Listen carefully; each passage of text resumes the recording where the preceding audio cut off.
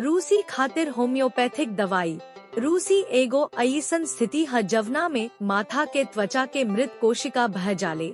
इस सिर्फ सिर तक सीमित ना होखेला, बालोक भौहा, कान, चेहरा के बाल, जघन बाल, बगल अवूरी नाक के साइड पर भी हो सकता। होम्योपैथी में रूसी के इलाज खातिर बहुत दवाई बा। लक्षण के अनुसार दवाई निम्नलिखित बा। एक थुजा इस सफेद बनावट वाला रूसी के अनुकूल होखेला। बाल के चकनाचूर हर जगह गिर जाला, खुजली भी देखल जाला। 2 फास्फोरस, रूसी हर जगह फर्श, तकिया, कपड़ा में विशाल गठरी में देखल जा सकता। गुच्छा में बाल गिरल भी देखल जाला। माथा पर गंभीर खुजली होला। ई दवाई ओह लोग के सेवन कर सकेला जे एनीमिक होखे, लाल भा गोरा बाल होखे, लम्हर पतला होखे जेकर काजर नाजुक होखे।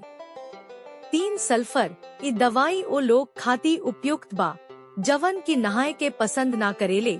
गंदा आ जर्जर लौकत बाड़े, इन्हन के माथा सूखल होला आ हेयर फॉल भी बेसी होला।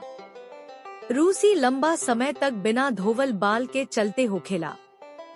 4 नत्रम मुरियाटिकम ओह लोग खातिर उपयुक्त जेकर माथा तेलदार आ चिकना होला। माथा के किनारे किनारे सूखा फटकार देखे के मिलेला। कपड़ा पर रूसी बहा जाला। एलोपेसिया भी इन्हन में काफी आम बा। 5 काली सल्फ्यूरिकम, ई दवाई आमतौर पर पुरान मामला में लिहल जाला जहां माथा पर सूजन आ सूजन होखे। रूसी में पियर रंग के गुच्छा होला, ई में बढ़ेला। गर्मी में आ जाड़ा के मौसम में घट जाला। 6 ग्रेफाइट, ई दवाई ओ लोग खातिर उपयुक्त बा जेकर माथा सूखल, खुजली होखेला, माथा से बदबू आवत बा, माथा चिपचिपा होखेला। अवूरी सफेद गुच्छा में रूसी साफ साफ दिखाई देवेला। रूसी के ई कुछ होम्योपैथिक दवाई हा।